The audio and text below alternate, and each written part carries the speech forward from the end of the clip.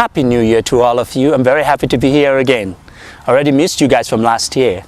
I hope you did enjoy our top 10 steps to self-actualization by you. For those of you that have not listened to it, I encourage you to go back to do so. Anyway, today we'll be talking about the American dream, my story. Let's call this scene 1. I was very excited and anxious coming to the United States at the same time. Just like every immigrant story, I had about $150 in my bag. I arrived on March 1998, just after my first year of college in Nigeria. I was residing with a distant relative in Compton. I was so excited to get on and get a job. That was the most exciting thing for me because I've never had a job before. Oh wait, I think I lied. I did have a job. So I tried getting a job after high school in Nigeria at a shoe factory owned by a Lebanese family, friend of ours. After all, every kid was doing it. This was cool. How come I can't have a job? So guess what? I went to get a job, but I lasted 3 hours. Heck no, is this what having a job is? I quit. Well, I was fortunate enough to be able to do this because I had a family that was able to take care of me. Anyway, let's get back to America.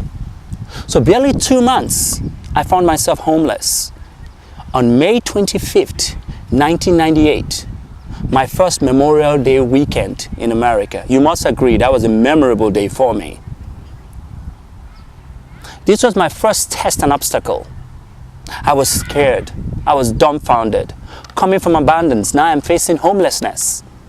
I didn't even know that it was possible for one to be without a home. I was kicked out. Well, why? Because I was given instruction not to call home, making international calls because it was expensive. But hey, I was very lonely and scared, and I needed to hear familiar voices. So I decided to call anyway. And that was my punishment.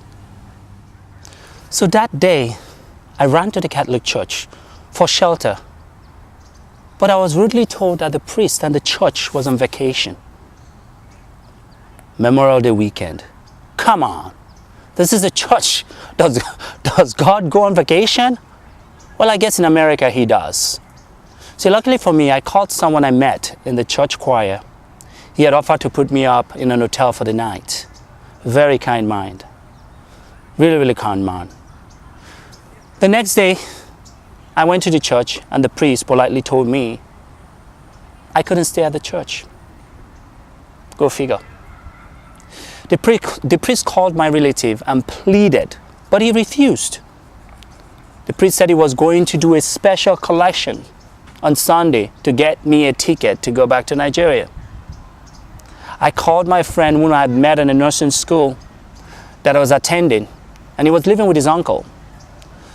So he had no place of his own. However, he was familiar with the multiple homeless shelters in Los Angeles. So he took me to a shelter in Long Beach.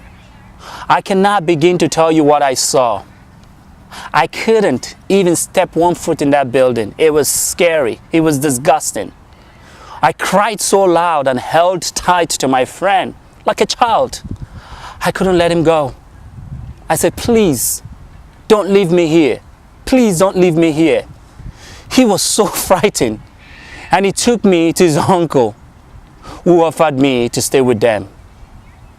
This for me was welcome to America.